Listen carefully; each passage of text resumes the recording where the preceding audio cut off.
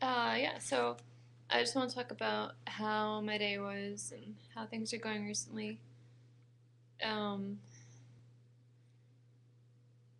so this morning I had the misfortune of taking my homeopathy for the second time. It had some sugar. I hesitate to mention it because sometimes mentioning it can give me problems, but while I've been on antibiotics for the past year and a half, I really have not been able to have any sugar. It will give me these terrible, terrible problems. So having a little bit of it in this form, I thought I'd be okay because it's really tiny, like a pin size and smaller than a pinhead. But did not turn out to be okay, and I had my typical bloating and burping and everything. Not really bloating. I mean, it's just I don't know how to describe it. It's just I get intragastric pressure and I feel like I need to burp, and then I just don't feel good until I burp. And anyway, it can go on for hours. I mean, basically lasted from 9:30 this morning to 10:30 tonight right now, just from one little piece of sugar. So I'm gonna look for a tincture so I don't have to take the homeopathy and the sugar little carrier thing anymore. Anyway, so it's been a tough day with I call them stomach problems. Um, Other than that, I'm taking 4 shots a week of Bicillin now.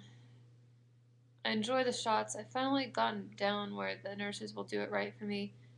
It used to be that one of them would push way too hard on my skin while she was putting it in. She's like, "You need to hold the skin open," and she would move her fingers sort of inadvertently while she was doing that, and I would move the needle around, and it would hurt like heck. But I wonder why I said anyway. Um, I asked her this morning, "Can we do an experiment? Can you like hold it a little gentler and more gently?" And she did, and it didn't hurt at all. So I got my shots pretty easily this morning, and now that eliminates a major source of fear in my life because I always tried to avoid that certain nurse who would do that because it would hurt so much. Maybe she really could tell that it hurt a lot less this time than it did other times. One time she was pressing really hard, and I was like cursing. It's not really, but I was close to it. So yeah. So she's happy that it went well. Nurses don't like to hurt people, unlike doctors. I'm kidding. Um, so I got those shots, but I guess I'm herxing a little bit from having so much bacillin in me. The half life is sort of long, or it like stays in the body for a while, maybe 2 weeks or so. So it's gonna take a week or two more before I'm on the. I'm really feeling all of the 4 shots a week dose in me, but my brain just feels so much clearer. I can actually read books again, which is just such a blessing. I haven't been able to read for a long time. I haven't been able to concentrate to read. Um, so good to have some books.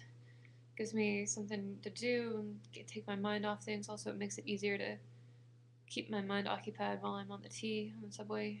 I used to not be able to read, so I would just sit there and like sit there in the waiting room. It's just my brain wouldn't really be able to read very well, so I just sort of sit places and think about things. But so I'm really liking the shots. What else? My boyfriend's been really sweet today. I've just had a hard day. Oh, here's the other thing that happened. Since I have these stomach problems, I was like, well, look, I have all these products that I ordered online that are some anti-Lyme herbs. A lot of people on my online groups, my line groups, are saying like, take your Lyme herbs even in addition to your antibiotics. And there's some of them that don't interfere with antibiotics, maybe even help the delivery, help the antibiotics to work better. So I ordered some andrographis and some olive leaf, and I took those this afternoon because excuse me, there's one of my little burps, one of my large burps actually, from my stomach problems. Anyway, I took those because I was trying to get rid of the stomach problems, and um, it sort of helped with the stomach problems. But I guess I had a little bit of a respite while I was out of the house for an appointment. But while I was out, oh my gosh, I got so much pain all of a sudden, and I was having some die off from the andrographis. Oh, pain and die off and herxing, whatever you want to call it. And it was hard getting home, so I was glad that my boyfriend was there, because it's always easier for me to go places with someone else.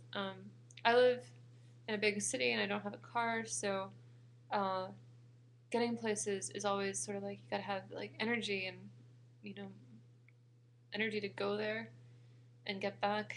And it's not a good idea to go somewhere if you're not certain you're gonna have the energy to get back. Also, there's a lot of emotional energy involved in riding the subway, buying stuff in stores, going places on your own, and also dealing with any stressors that might come up while you're out, like people saying weird things to you or not having a seat on the subway. Like I have orthostatic intolerance, so it's a really big problem. If I can't sit down, I'll just sit down on the subway floor sometimes. Sometimes people will give me a seat if I do that. I don't want to like go up to a single person and say, "Get up, I need to sit down." But if they notice I'm desperate, somebody who doesn't care about sitting down will often let me sit down. It's only happened about twice. But anyway, there's a lot of stresses involved in being out of the house, and having someone else there really helps. And also, when you're running, how you might be able to run faster or longer if someone's there next to you and you feel like you're going to keep up with them and they're kind of cheering you on or whatever. It's sort of like that being out of the house with my boyfriend, because I'm not afraid that I'm going to suddenly just like feel too exhausted to get home. He's there.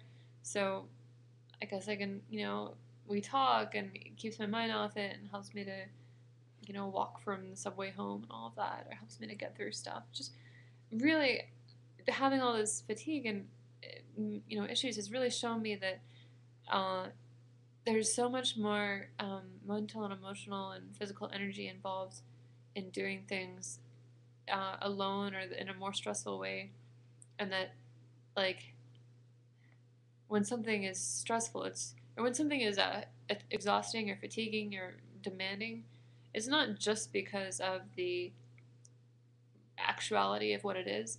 It's also because of how you feel about it, the context, if you're being supported by other people while you're doing it, like supportive environment, and like it can be a very different thing to I don't know, study for a given test in different circumstances or whatever. So, and same with physical work, like it can be a very different thing to walk down the street with a friend you haven't seen in a while versus walk down the street because you gotta pick something up that you need. I don't know. So, um, yeah, and yeah, there's just so many seeming irregularities where it's like I can do one thing but not the other. Like I can do the elliptical really well in the gym, partially because it has the momentum and it keeps you going. Whereas things that require a lot of constant injection of momentum, like running, like every time you're running, um, unless you're running like fast and really enjoying it, and you have all that momentum just from your speed. If you're kind of jogging, you gotta keep injecting momentum every time you make a new jump or new step. Like, yes, I want to keep doing this, because if you don't, you'll just slide back into walking. Whereas with the elliptical, it kind of keeps going even when you try to stop it. It's kind of hard to actually slow it down and get off of it. So that's a big difference, and that's why I can do one but not so much the other. It's very, very exhausting to jog, but it's not so bad to use the elliptical. Um, so that's how things are, and I'm here at home now trying to clean up a little bit and trying to feed myself without giving myself stomach problems.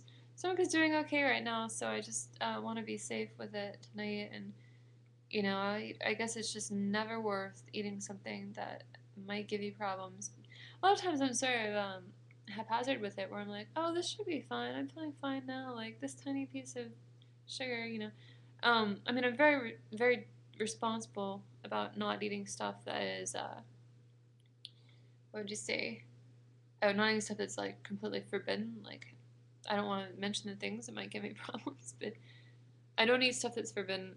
However, sometimes I think something might be an exception where I'm like, oh, and there's also other times where things that are supposed to be okay on the anti-Candida diet are not okay for me. Maybe because like they stayed in my fridge too long before I ate them or something. I had that issue with some lemon juice in my lemon and olive oil dressing the other day, and I got stomach problems for several hours yesterday from that. And I ate it even though I knew it might give me problems, because I sort of had the sense, tasting a tiny bit of it, I was like, this might be problematic. I ate it anyway because I was like, it's supposed to be like safe, right? I should be able to eat it. So it's both that you have to avoid the things that are forbidden, and you also have to